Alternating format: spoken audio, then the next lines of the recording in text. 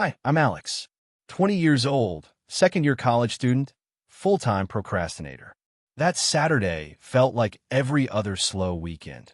The sun spilling through half-open blinds, a cold mug of coffee on my desk, and my phone permanently glued to my hand as I mindlessly scrolled through the same 3 apps. The plan for the day was simple. Do nothing. Maybe nap. Maybe reheat last night's leftover noodles. Maybe complain to myself that I should be more productive, but never actually be productive. And then my phone buzzed. It was Tom, my best friend since we were 15, the only person who could drag me off my couch for anything that didn't involve free food. Tom, B-row, emergency. Did I leave my charger at yours? I looked to my left. Right there, tangled up with my laptop cable, was Tom's battered old phone charger. The same one he'd forgotten at my place at least 3 times this month alone. Me, yeah. Still here. Tom, please bring it. I'm literally dead. Phone's at 2%. Can't even order food. I could picture him flopped on his bed like a stranded animal, dramatically clutching his half-dead phone. I sighed, but I was smiling. Tom was helpless in these little ways, the same way I was helpless at asking people for help at all. Maybe that's why we got along so well. I stood up, grabbed the charger, slipped it into my hoodie pocket, and shoved my keys into the other. A short walk, a quick drop-off. Then I'd be back to my sacred day of doing nothing. Tom lived about 15 minutes away, a worn-down red brick building squeezed between a cheap laundromat and an even cheaper Minimart. The walk was nice that day. The summer air was warm, but not suffocating yet. Kids were shrieking at a playground across the street. Someone was grilling meat on a tiny balcony 2 floors up, and I let my mind drift while my feet did the work. I texted Tom, on my way. Don't die. He texted back instantly, hurry. I'm so bored I might clean my room out of despair. I laughed. That was an empty threat. Tom's version of cleaning was pushing clothes off his bed onto a chair and calling it a day. I reached his building, climbed the creaky stairs to the 2nd floor, and stood in front of his door, paint chipped at the corners, the 2B hanging by one loose screw. I knocked. Silence. I knocked again, louder this time, half expecting him to come stumbling out in mismatched socks. Nothing. Then my phone buzzed again. It was Tom calling this time. Tom, breathing heavy like he'd run a marathon. Hey, dude. Sorry. Ran to the store real quick. Craving snacks. Door's open, just go in. I'll be back in 5. I looked at the door handle. Me? You sure? I can wait out here. Tom, nah man, just go in. Make yourself at home. I'm literally 2 blocks away.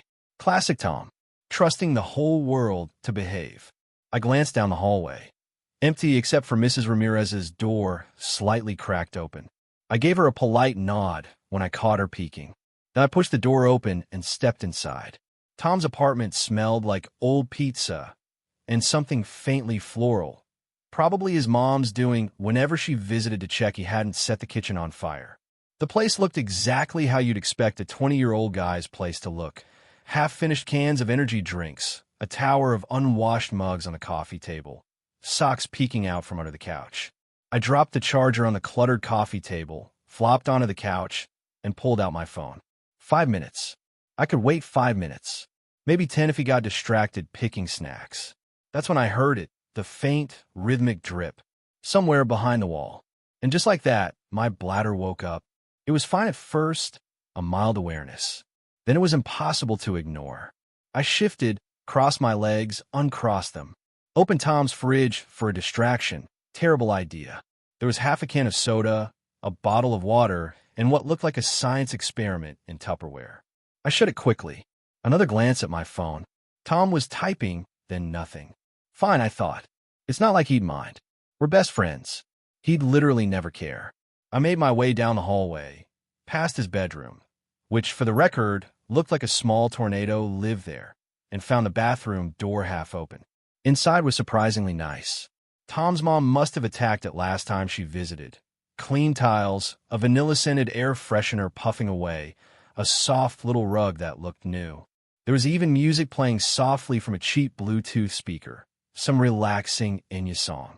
I almost laughed. Tom, the human chaos machine, had a spa bathroom. Who knew? I stepped inside, shut the door behind me, and got down to business. The moment I did, I felt that warm wave of relief. The drip-drip of the faucet seemed less sinister now, almost calming. I let my mind drift, thoughts bouncing between what snacks Tom might come back with and whether I should order pizza again later. And then, because my body hates me, it happened. A very awkward, very unexpected physical reaction. I froze, stared at myself in the mirror over the sink, and just laughed under my breath. Of course this would happen now.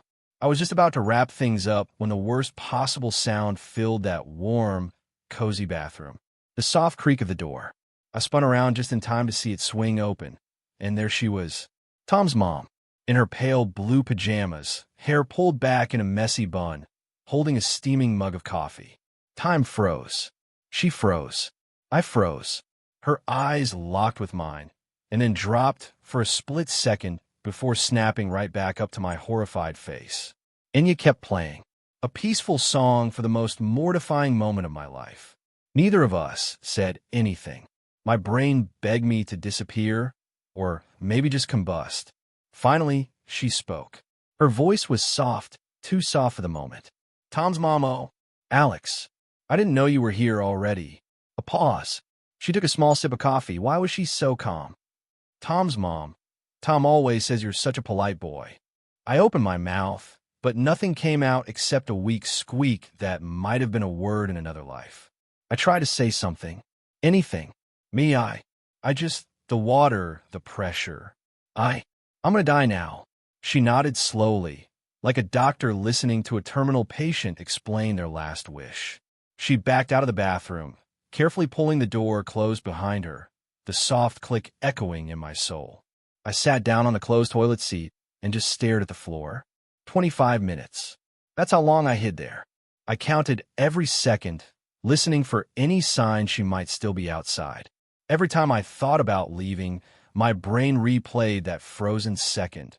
Her eyes, my face, Enya's singing about only time. I wished I was time, so I could rewind and never, ever agree to deliver that stupid charger. When I finally crept out, the apartment was empty. Mercifully, Tom appeared just as I reached the couch, carrying a bag of chips and a bottle of soda like nothing ever happened. Tom, yo, charter's here, awesome. Did you see my mom? She's usually in her room this time of day. I stared at him with the dead eyes of a man who's seen too much. Yeah, I saw her. She saw everything. Tom raised an eyebrow. Ta, dude. Always text my mom when you drop by. She walks around in her pajamas in the morning. I just nodded. Yeah, I know. I'll let her know. For life.